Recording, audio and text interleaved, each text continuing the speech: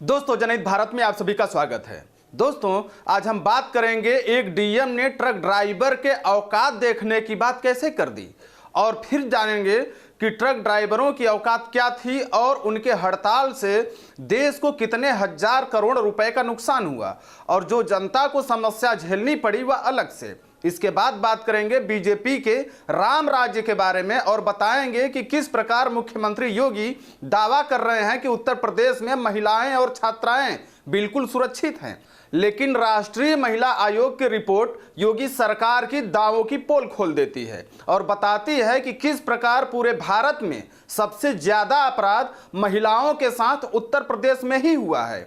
इसके साथ ही बात करेंगे अग्निवीरों और उनके परिवारों के मनोदशा के बारे में और यह भी बताएंगे कि मोदी सरकार के अग्निवीर योजना से आज अग्निवीरों की यह नौबत आ गई है कि 10-10, 12-12 लड़कियां अग्निवीरों से शादी करने के लिए डायरेक्ट मना कर दे रही हैं और उनके मना करने के पीछे आखिर तर्क क्या होता है।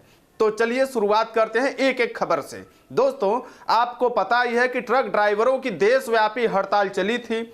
उस हड़ताल होने के पीछे किस कानून का हाथ है यह भी आप जानते होंगे और यह कानून कौन लाया है यह भी आपको पता ही है। लेकिन हड़ताल के दौरान मध्य प्रदेश के एक डीएम किशोर कन्याल ने ड्राइवर यूनियन और प्रतिनिधियों से बात करते हुए अपना आपा खो दिया जब एक प्रतिनिधि ने उनसे अच्छे से बात करने की अपील की। इतने में ही डीएम साहब ने उस पर अपना सारा गुस्सा उतार दिया और उससे पूछा कि क्या करोगे तुम, क्या औकात है तुम्हारी।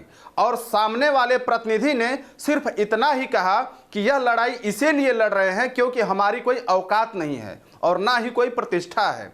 बाद में पुलिस ने उस व्यक्ति को वहां से भगा दिया और डीएम साहब ने भी खेद प्रकट कर दिया। लेकिन एक ड्राइवर की अकेले भले ही कोई औकात ना हो, लेकिन जब एकजुट हो गए तो उनकी औकात पूरे देश ने देख लिया। दोस्तों, आपको जानकारी दे दें कि ड्राइवरों की यह औकात थी कि 4 दिन के हड़ताल में 5,000 करोड़ कारोबार का नुकसान केवल उत्तर प्रदेश में हो गया और यूपी के अंदर केवल लखनऊ में ही 800 करोड़ रुपए से ज्यादा का नुकसान हो गया और पूरे देश की बात करेंगे तो शायद यह नुकसान लाखों करोड़ में भी पहुंच सकता है। और इतना नुकसान तब हो गया जब केवल 40 से 50% ड्राइवर ही हड़ताल में शामिल थे। सवाल यह है कि आखिर मोदी सरकार कानून बनाने से पहले ही ट्रक और ट्रांसपोर्ट एसोसिएशन से बात क्यों नहीं की, जिससे हड़ताल की कोई संभावना ही न बनती। आखिर देश के लाखों करोड़ के नुकसान के साथ लोगों के पेट्रोल, डीजल, दूध, सब्जी आदि न मिलने से देश के अंदर जो अफरा तफरी का माहौल बना और जिन लोगों को इस दौरान तकलीफ का सामना करना पड़ा, उन तकलीफों का जिम्मेदार मोदी सरकार नहीं तो आखिर कौन है। अब चलिए बात कर लेते हैं डबल इंजन सरकार की, राम राज्य की। एक तरफ पूरे देश में राम राज्य की चर्चा जोरों से चल रही है और डबल इंजन की सरकार उत्तर प्रदेश में दावा ठोक रही है कि उत्तर प्रदेश के अंदर कानून व्यवस्था अच्छी है और बहन बेटियां अपने आप को पूरी तरह सुरक्षित महसूस कर रही हैं।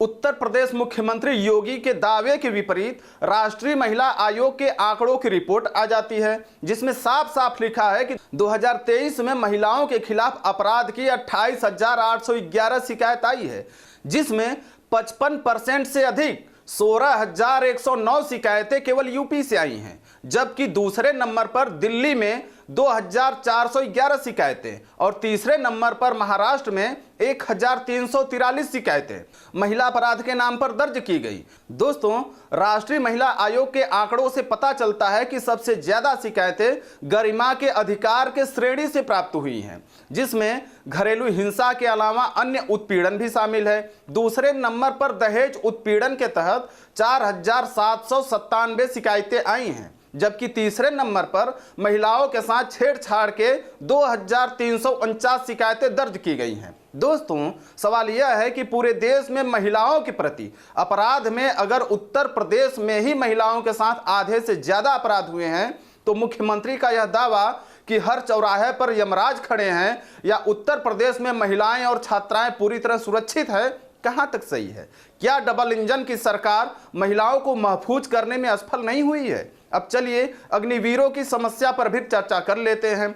दोस्तों, जब मोदी सरकार अग्निवीर योजना लाई थी तो बिना किसी जमीनी समस्याओं को देखे गोदी मीडिया इसका खूब प्रचार प्रसार किया, जैसे अग्निवीर योजना के नाम पर देश के नौजवानों के लिए बहुमूल्य तोहफा मिल गया हो। लेकिन आज उन्हीं अग्निवीरों के सामने ही एक नहीं बल्कि अनेक समस्याएं खड़ी हो रही हैं, और सबसे बड़ी समस्याएं हो गई है अग्निवीरों के शादी को लेकर। अग्निवीरों के दिन यहां तक खराब हो गए हैं कि लड़कियां अग्निवीरों से शादी करने के लिए तैयार ही नहीं हो रही हैं। दोस्तों, आपको जानकारी दे दें कि उत्तराखंड की लड़कियां जो अग्निवीरों से शादी करने के लिए डायरेक्ट मना कर दे रही हैं, और जो लड़कियां मना कर रही हैं वह साफ शब्दों में बोल रही हैं कि 4 साल के बाद अग्निवीर बेरोजगार हो जाएगा, फिर हमारा क्या होगा, अग्निवीरों को तो पेंशन भी नहीं मिलेगी।